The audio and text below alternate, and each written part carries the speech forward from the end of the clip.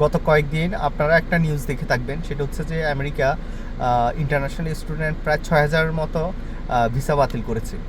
তো এই সংখ্যাটা যদিও আরও আগে অনেক ছিল, তো পরে এটা কমিয়ে আনা হয়েছে। অনেকেরই ভিসা বাতিল করলেও পরে আবার ফেরত দেওয়া হয়েছে। কিন্তু এই 6,000টা কিন্তু অনেক সংখ্যা হিসাব করলে অনেক বড়। যদিও আমেরিকাতে প্রায় 11 লাখ ইন্টারন্যাশনাল স্টুডেন্ট আছে, তার মধ্যে 4,000 হয়তো বা বেশি না, কিন্তু সংখ্যা দেখলে 6,000টা অনেক বেশি।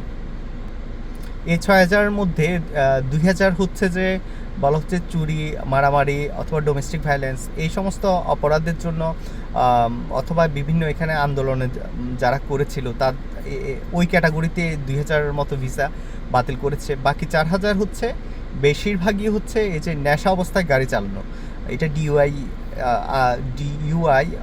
কোনো কোনো স্টেটের ডিডাব্লিউআই বলে। তো এই ক্যাটাগরিতে অপরাধটা খুবই মারাত্মক অপরাধ হিসাবে বিবেচিত হয়।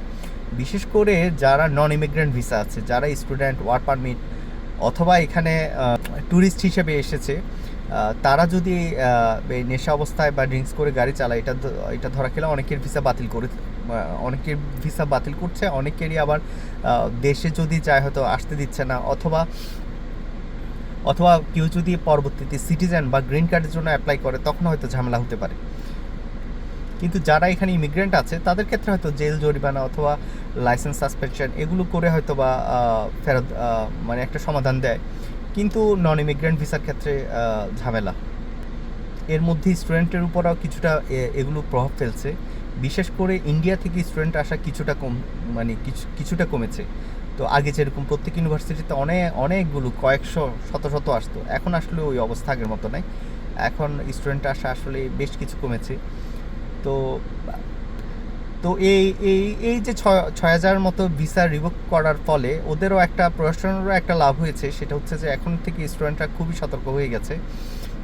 আগের মতো খুব একটা অপ্রয়োজনে ঘোরাফেরা বা কোনো ক্রাইমের উপর মানে ওইভাবে আর জড়িত না। তো এটা একটা ভালো দিক, সবাই খুবই সচেতন হয়ে গেছে। আসলে আফসোসের ব্যাপার হচ্ছে যে এত দূর এত স্বপ্ন নিয়ে এত কষ্ট করে ইউএসএ মতো দেশে এসে কিন্তু শেষমেশ যদি ছোটোখাটো ভুলে যদি ভিসা বাতিল বা চলে যেতে হয়, এটা আসলে খুবই একটা দুঃখজনক ব্যাপার। তো আসলে সবারই সচেতন হওয়া উচিত।